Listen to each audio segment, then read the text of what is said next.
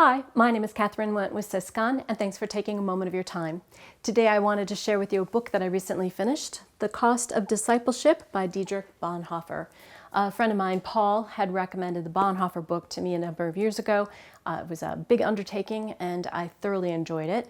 And more recently, has been popular was the Bonhoeffer documentary. My understanding is there was a lot of interest in that. So when I saw this book, I decided to go ahead and dive into it as well. So in this book, Bonhoeffer tackles the subject of what he calls cheap grace in comparison to costly grace. Although grace is available to all, handing it out like candy cheapens it, waters that down, diminishing the gift and the cost associated with it.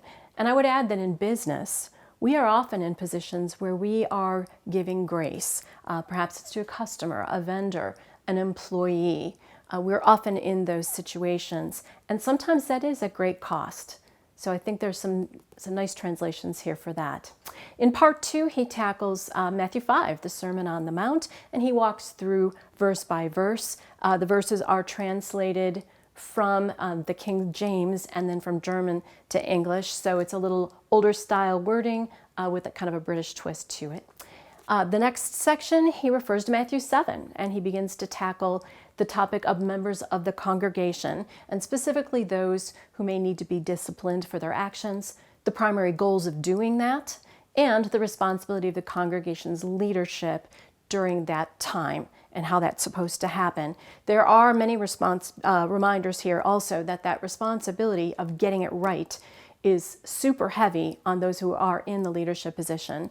And again, I'd say in business, we often are in a position where there might be some discipline or some actions that we need to follow through on. And not only do we have a moral responsibility, we have legal responsibilities that we have to follow, rules that are very important that we absolutely have to get it right.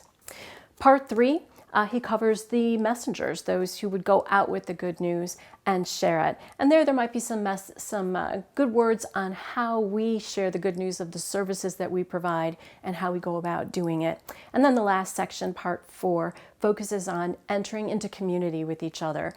He's focused, of course, on the Christian congregation, but I would say even as we bring members into our businesses, into our offices, into our teams, how we do that and how we prep the community itself to welcome those people is also equally important. So I do recommend it very much, Bonhoeffer's The Cost of Discipleship. Thank you for your time and hope you have a great rest of your week.